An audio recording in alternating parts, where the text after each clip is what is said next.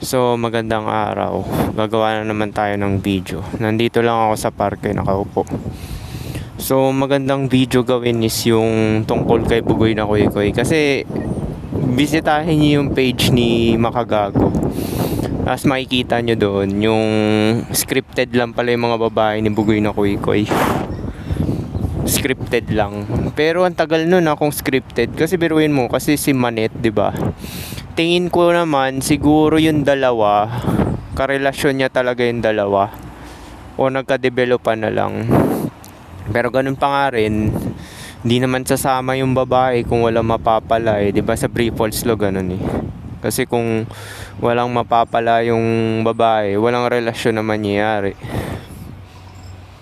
Diba? Yun yung sa Free Falls Law eh. So, yung dalawang babae niya na yun, yung magkapatid pala yun, si Manet tsaka si yung isa pa. Leklek ba yun? Leklek. So, diba, salat din yung dalawa na yun. So, syempre, aasa lang din yung kay Bugoy. So, parang long-term provider lang din, beta box provider. Pero kung ako ganun, ballin na ako. Siguro ano na lang ako, magwo-walker na lang ako. Kaysa may aanuhin ka pa, bubuhayin ka pang ulo, 'di ba? Syempre yung Manet na 'yon, yung sila bruha, may ano pa pala 'yun eh, may anak 'yun eh. So may binubuhay din 'yun. Kuwari bibigyan niya ng pera si Manet, 'di ba? So may binubuhay din na anak 'yun sa ibang lalaki. Alam ko na post ko na yan dati na ganun nga, na dahil nga yung looks 'di ba ni Bugoy average lang din naman, kaya ginawa lang siyang beta box provider. Pero okay naman din kung ganun yung setup, kasi natutulungan din naman si Bugoy na Kuy Kuy 'di ba? Kasi nga gumagawa ng content yung babae, nauutusan, nagiging parang katulong lang din talaga. Actually, ganun nga yung plano ko eh. Pagka naghanap ako ng babae, yun down lang din talaga sa akin.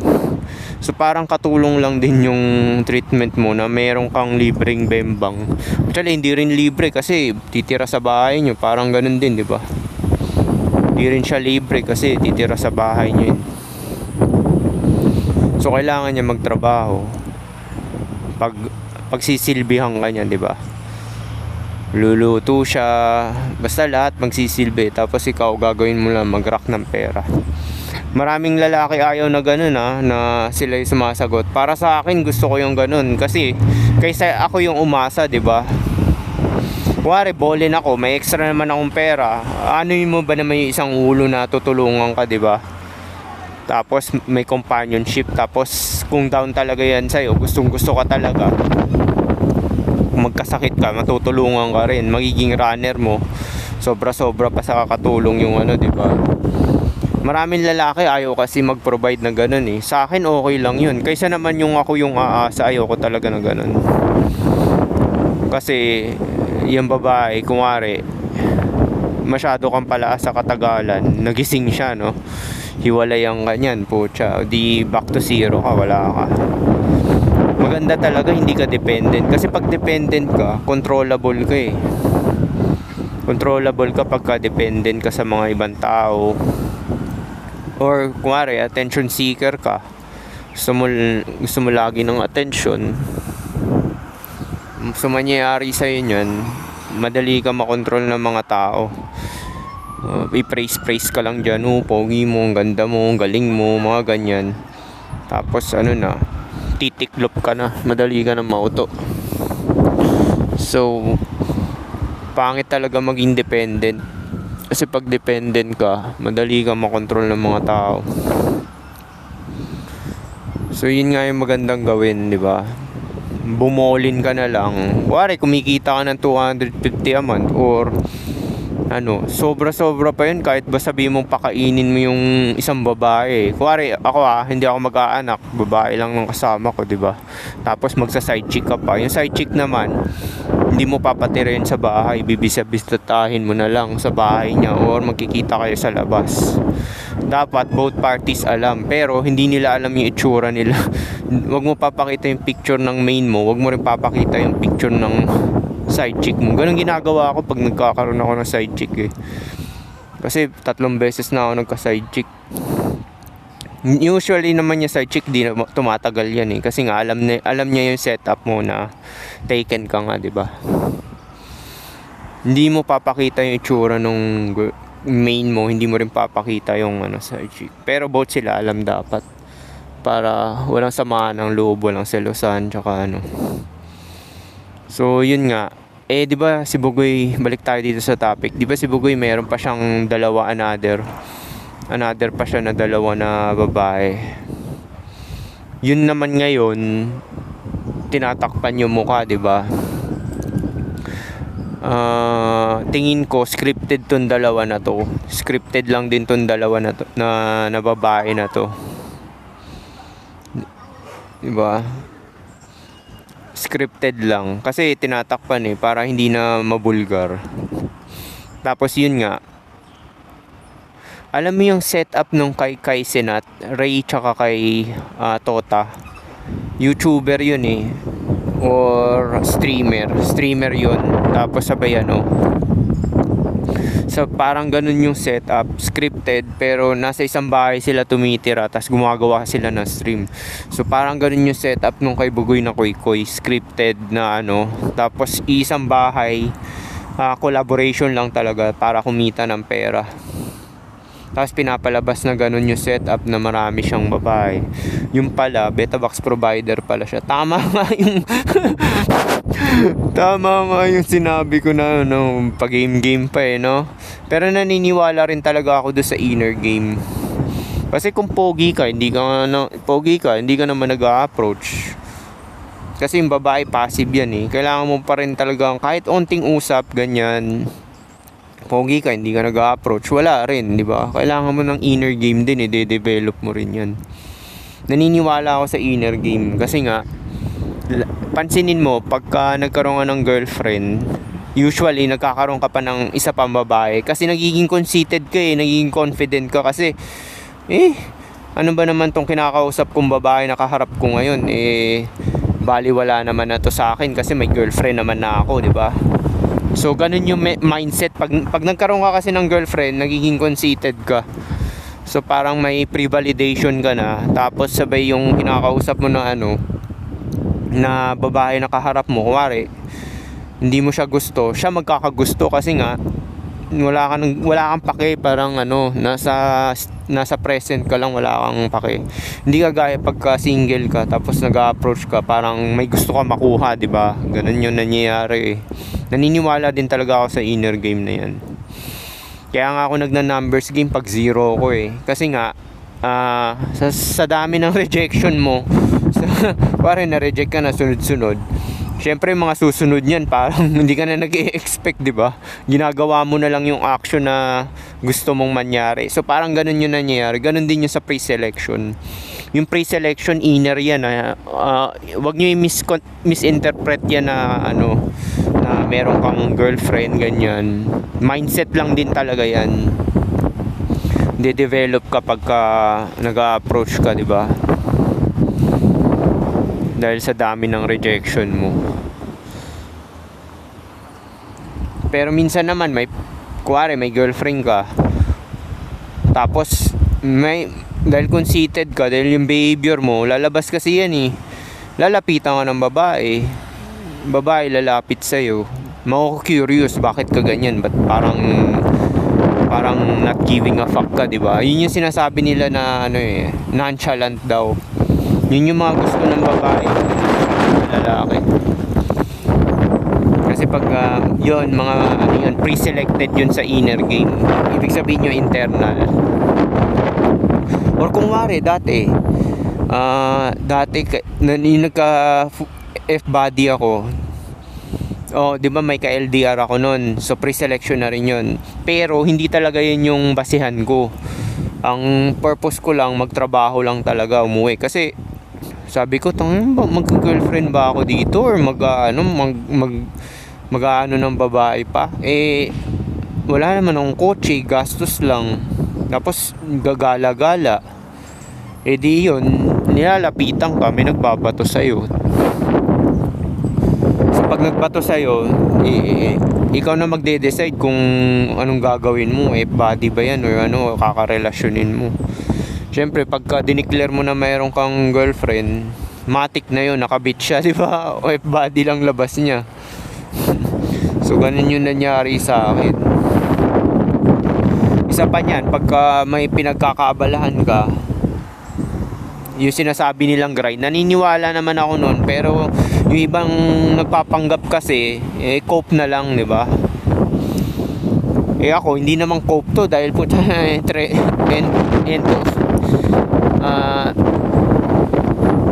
mag 30, 39 na ako syempre may nahabol ka rin na passive, di ba? So hindi cope yung ginagawa ko. Yung ibang lalaki nagko-cope lang talaga gym daw, ganyan.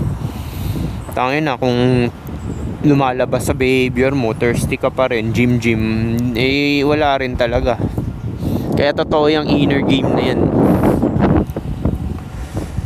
Na kasi yung ibang mga nagji-gym, tangin na may lumapit, may nag-gym lang na pumasok na sexy na babae, tililingon So wala namang masama doon.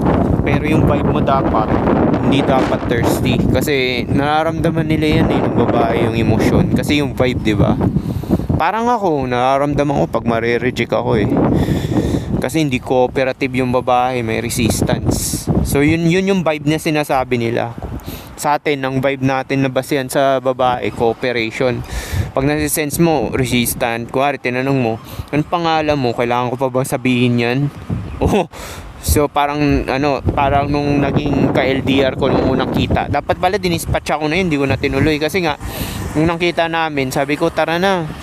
Sabi niya, hindi, maliligo muna ako. Wala naman akong pakialam kung maligo ba siya o hindi So sa pangalawang kita namin, pinupunta ko dun sa bahay namin. Dun na nangyari na siguro gusto lang makita yung bahay or tas nag-change of mind. So parang pa rin yun, resistance pa rin yun. Dapat pagka unang resistance pa lang, wag nyo na ituloy kasi nagsasayang lang kayo ng oras kasi mangyayari. Pero lesson pa nga rin yan talaga sa akin. Lesson nga yun sa akin na ganun. Tama yung sinabi ni Locario na any resistance talaga i-dispose mo na. Kasi nga hindi ka talaga gusto niyan. First impression last. Nakakategory ka na sa utak niya, hindi na mababago yun. Kailangan unang pa lang ng kausap mo sa babae, mataas na respeto niya sa'yo. Kaya nga sinasabi ko hindi maganda yung komportable masyado yung babae. Maganda may halo siyang fear tsaka gusto ka niya kasi susunod ka niya talaga tapos ipiplease ka niya. Yun yung base sa experience ko tsaka sa pakikinig ko kay Locario which is nakaka-relate ako. Dati nanonood pa ako ng mga Red Pill, ngayon hindi na kasi kay Locario na lang ako nanonood kasi nakaka-relate talaga ako. Consistent cooperation talaga. Minsan nga sasabihin ko yung chick na mataba, yung naging ex ko dati nung 33 ako, siya 23. Sabi ko, pag 15 minutes wala ka dito, alis na ako. Tapos nagmamadali siya, pawis na pawis. Tapos natatakot yung muka. Ganun ni tsura nila, parang ganun, may halo talagang fear. Kasi takot sila na mawala ka. Yun lang naman yun Kasi dahil sa gustong gusto ka talaga nila, as in gustong gusto ka talaga nila, matatakot sila. Pati yung iglesia ni Christian na babae na naging ex ko rin dati, 24 siya, 21 ko. Unang kita namin nun sa nakalimutan ko Isitan siguro o Recto, basta sa Recto kasi taga FEU yun ako nagtatrabaho na. Nakita niya yung picture ko sa nung college, as minessage niya ako. Hindi ko alam kung MySpace ba yun o Facebook. Tapos yun nga, nakita nila ako, diba? So ayun, nagkita kami. After namin mag-meet, kumain lang kami sa Jollibee ng burger siguro or spaghetti. Tapos niyaya ako na siya. Hindi niya nga rin daw alam bakit daw siya sumama yun sabi niya sa akin. Kasi nervous system yun parang siya instinct siya or impulse, parang ganun. Parang tayo, 'di ba? 'Di ba pagka authoritative yung mga tao, kuwari may authoritative magsalita, 'di ba sumusunod ka? parang sa confidence, kaya totoo rin yung confidence kasi inner game yan eh. So parang ganun, confident ka, susunod siya. Tapos nung sinesexo siya, tapos napansin ko parang pawis na pawis siya. Sabi ko, bakit pawis na pawis ka? Ano? Tapos nakatirik lang yung mata. Sabay nun, pupunta na ako sa kanila banda. Dun sa, hindi naman sa kanila talaga, nakikita lang siya dun sa pinsan niya. So pupunta ako doon. Kasi wala siyang trabaho, estudyante lang yun eh. 24, nag-aaral ng architect. Siguro mga 1 year lang din yun. Ako nag-dispatch siya dun eh, kasi nga nung lately, after 1 year mahigit, kasi naging ano rin ako eh, naging mainitin din ulo ko eh. Parang nabububohan ako eh. Parang, sumusunod nga siya sa sinasabi ko. Kaso nga lang, hindi yung specific instruction. So, mali ko yun. So, parang nasasabihan ko na hindi ko marunong makaintindi. Yung parang ganun ko. Tapos sabay, pinapapila ko. So, parang hinawakan ko yung balikat niya. Dito ka pumila. Sabi ko ganun. So, yun lately, binubunga nga ako kasi sa akin kasalanan ko yun kasi naging ako reactive eh, dahil naging mainitin ulo ko nun dahil pagka hindi nakukuha yung instruction ko, minit ulo ko, di ba? So dapat kalmado ka lang tapos i-explain mo na yun. So kasalanan ko yun, kaya nung lately naging bungangera. Eh, hindi ko na natiis dahil sumasagot na eh, dinidispatch ako na lahat talaga dahil sa pag-control mo, maintain mo talaga yung kung paano kanya nakilala ng una, yun maintain mo kaduluduluhan kasi yun yung first impression, di ba? Last, pakinggan mo to, first impression last. Totoo yan kahit sa kaibigan. Pag kinategory ka ng mga kaibigan mo na na under silbidor ka, utosan, nako, hindi na mababago yan. Ikakat mo na talaga yung tao na yan. Ngayon napansin ko eh. Tsaka yung papanatilihin mo yan. Yun yung attraction eh. Kung paano kanya nakilala sa una, papanatilihin mo yan hanggang kaduluduluhan. Isa lang yung tumagal sa akin ng 6 years eh, na pero nung lately, tingin ko ako rin may kasalanan nun, kaya hiniwalayan ako. Kasi nga, parang nawawala na ako ng gana. Sabi ko, hindi ako maka-abroad bakit ganito? Tapos yung pala, magkaiba pala kami ng agenda. Pero sumusunod din talaga siya sa akin. Pero yun nga, magkaiba ng agenda. So, maigi na rin yun. Simula na tanggal siya sa buhay ko, tuloy-tuloy na biyaya ako, di ba? Minsan ganun yun eh. Pagka may hindi naka-align sa'yo, tatanggalin talaga sa'yo yan sa buhay mo eh. Kaya tinitake ko na lang yan as parang talaga eh, para pa rin sa'yo eh. Hindi ko tinitake yan na parang malas or kasalanan mo. Kasi lahat naman talaga ikaw eh. So lahat ng mga nangyayari sa buhay mo is naka-pattern yan sa'yo, sa evolution mo, di ba? Yan yung sinasabi ko. Kunwari, nag-evolve ako dahil gusto ko naman ayusin buhay ko. Tinanggal yung isang tao na kahit pamahal mo yan or kahit pa girlfriend mo yan or mga kaibigan mo, dahil nag-evolve ka eh. Yun, di ba? Pagka nagkaroon ka ng growth, may mga tao talaga na malalaga sa buhay mo, yung mga kaibigan mo, hindi ka na makaka-relate. Lalo na yung nagkaroon ako ng awakening nung 31 ako. Yung mga balita, hindi na ako nanonood niyan. Basketball, wala na yan. Tagal ko na hindi nanonood ng basketball. Boxing na lang pinapanood ko ngayon. Pero bihira na lang din eh. Pag gusto ko yung laban talaga, yung technical na laban eh, yun lang talaga yung inaano ko. Pero pagka hindi ko na pinapanood yung boxing. So ganun nga yung kagaya ng mga ganyan, yung dating gusto mo, wala na. Dati nga mahilig pa nga akong ng mga hindi naman branded, yung mga Nike, Adidas. Tapos ngayon pag tinitingnan ko yung yung mga branded na mga gamit, parang hindi na ako nasasayahan. Parang pagtingin ko, wala nang enjoyment. Hindi kagaya nun parehas dati na naimpluwensyahan ka lang pala. Ngayon nga, ito, pupunta ako sa warehouse, di ba? Bibili ako medyas. Local lang yan bibiling ko dahil mura. Kinumpara ko yan sa Nike, pareho lang. Triple pa yung triple pa yung ng Nike, di ba?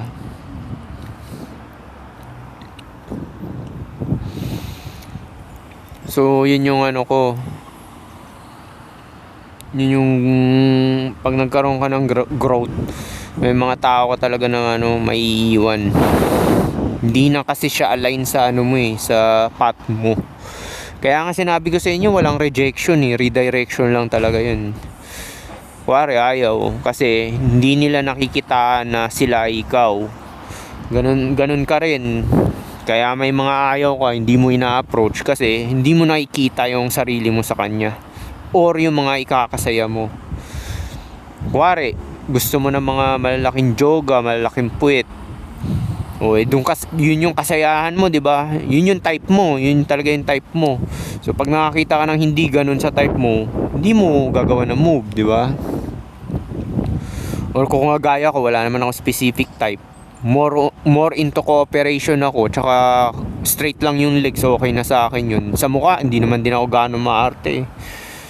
Basta more into cooperation naman ako talaga Basta wag lang yung totally talaga na na deform yung mukha, di ba? Or kung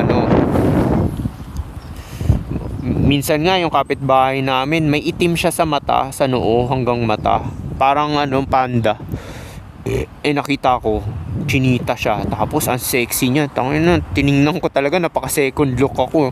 Biruin mo nagandahan ako doon Meron siya itim sa mata Yung parang patch na itim.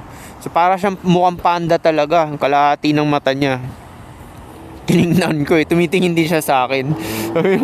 Yun kasi yun Alam mo ba, pagka nagbigay ka ng interest sa babae, magugustuhan ka rin niya. Kasi nga, nagre-reflectan kayo Bakit mo ka ba nagandahan sa kanya, di ba? Di ba? May something na sa kanya na gustuhan mo. So, ang mangyayari niyan, either ayaw ka niya or gusto ka niya. Napansin ko sa kanya nung tumingin siya, parang nagustuhan niya rin ako. Pero, yun nga, dinaga ako. Hindi ko ginawa na move yun Pero yun yung napansin ko, kahit yung mga nag-reject sa akin sa trabaho ko, tsaka sila nagka-interest, pero wala ayoko na magbigay uli ng opportunity kasi pag pangalawa na yan, nireklamo ka niyan, harassment na. Once kasi na nagbigay ka ng intention, ni-reject ka, wag ka na maumulit kasi pagka inulit mo, harassment yan, paulit-ulit mong ginagawa na ayaw na nagsabing ng no, pag nagsabi ng no, wag mo na ulitin kasi harassment yan. Kaya nga ako nakalusot dun sa nireklamo sa akin kasi hindi ako umulit Sinungaling pa siya paulit-ulit hindi tumugma. Sabi ko after 2 weeks nagkita kami uli, siya pa mismo tumabi sa akin, yun yung sinabi ko. Tapos off yung vibe niya nun, hindi ko siya kinausap, sabi kong ganun. Pinalabas ako nung sabi, siguro alam ko na yun, naisip nung mga panel doon, sabi, tangina, parang may nagsisinungaling dito So pinalabas ako. Nagets ko na yun, na nagets nila na nagsisinungaling yung babae. Pero yun nga, dahil babae yun, dapat nga bigyan nilang penalty yun dahil tangina, false claim yung ginagawa sa akin di ba? Hindi na lang din ako naghabol kasi baka kumbinsihin yung iba na ko hinayaan ko na lang na mag-slide yun. Kasalanan ko rin din naman talaga dahil nag-experiment ako sa trabaho, di ba? Pero mag-experiment ka ng ganun, nasobrahan ako sa pagiging conceited So ayun, yun yung mga nangyari. So mabalik tayo dyan kay Bugoy na Kuy na yan. In-expose talaga ni Makagago yan na ganun na scripted lang. So tama nga yung yung black pill talaga biruin mo, mabablack pill ka talaga. Genetic determinism. May inner game nga. Totoo naman din talaga yung inner game. Iniwala talaga ako niyan, yung confidence. Kasi may mga pangit naman na authoritative Bakit si Stallion ba tsaka si Kim Jong-un, pogi ba yun, nagkakababae? Authority yun, di ba? Authority yun. Naniniwala rin talaga ako sa inner game. Pero ang looks kasi ang pang-hook eh, di ba? Unang kita pa lang sa'yo ng babae, hindi ka niya type, kahit anong confidence mo dyan, ano mangyayari? Creep, magiging ano ka pa, trying hard. Confident ka, di ba? Ang hangin naman nito, hindi naman siya pogi. Pero ang kagandahan lang, pag confident ka, hindi ka marereklamo, di ba? Kasi pagka off yung vibe mo, hindi ka confident, tapos pangit ka na nga, hindi ka pa confident, creepy, di ba? Eh pagka confident ka, tapos pangit ka, joker, payaso. At least hindi ka marereklamo, makakalusot ka, di ba? E pagka off yung vibe mo, tapos pangit ka, creepy. At least kung confident ka, oh, joker siya. Yun naman yun eh. Yun lang yung dagdag ng confidence. Di ba? Pero naniniwala pa rin ako dyan sa ano. Kaya nga may sinasabi sila eh, ba't mo ba na nagustuhan tong pangit na to? Kasi napapasaya niya ako eh. Yun yung confidence yun. Papasaya niya ako. Pero konting pull lang yung babae na makukuha niya. Hindi siya makakakuha ng marami talaga. Hindi kagaya ng pogi. Pero kung pogi ka naman, wala kang confidence, eh parang hindi tugma sa mukha mo, di ba? Kasi nag-expect yan sa fantasy nila. Sabihin, dapat maraming babae ito kasi pogi ito eh. Eh kung hindi ka confident, eh wala na. Magdududa yung babae. Parang hindi tugma sa mukha mo, di ba? Dapat tutugma. Teka, bakit hindi ganun? Bakit hindi tugma sa mukha niya yun? Dapat maraming babae to. Parang ako, iniisipan ako ng mga katrabaho ko na marami akong babae. Wala naman, di ba? Zero nga ako, zero bitches, di ba? Tapos kahit pag tinatanong nila ako, hindi sinasabi ko talaga na wala. Hindi ako nagsisinungaling. Kaya naman nagtatanong yung mga yun kasi i-assess ka nila kung paano ka nila itrato, di ba? Ganun lang naman yun. Sabihin mo wala para i-underestimate ka. Para masyado silang kampante. Hindi ka naman din dapat super underestimate. Magkaroon ka ng boundary. Basta pagka hindi mo gusto, sabihin mo lang na no, ganun lang talaga.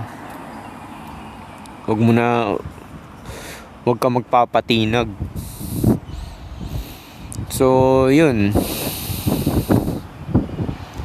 Tita mo na, si Bugoy, di ba? Beta box provider lang din talaga yung labas niya, no? Dahil sa pera, tsaka fame, clout. Eh, hindi ka naman din talaga mananalo sa babae. Sila mamimili. Ikaw, opportunity ka lang, di ba? Ikaw yung opportunity. Sila, ano lang naman yung babae ang ikaw, namimili ka rin naman talaga, makakapili ka rin, naniniwala pa rin talaga ako doon, makakapili ka. Yun nga lang, magna numbers game ka, mag-approach ka, di ba, ng mga gusto mo, mga type mong babae. Tapos i-assess mo sa kanila kung susunod, kung down talaga sila sa'yo. Yun lang naman yun eh. Kung down yung babae na i-approach mo, makakapili ka rin talaga. Totoo yan, makakapili ka. Pero kasi ang tendency kasi pag upper hand sa looks mo, may lalabas yung pagkasimp mo eh. Biology kasi talaga yun, mahirap labanan yan pagka gustong gusto mo, lalo pagka gustong gusto mo yung babae. Eh yung makakita ka ng mga pangit, nagiging dominant din, tapos yung babae nila maganda. Pero yung pangit na yun, bago maging dominant na ganun, putya, nagparami muna ng pera kagaya ni Paul Bolin, di ba? Tsaka ni Bugoy na Kuy-Kuy. Tsaka yung iba niyang crew. Bago ka magkaroon ng ganung ka-confidence is kailangan mo muna maraming rack na pera para i-build mo sarili mo, di ba? So paano yun lang siguro, peace.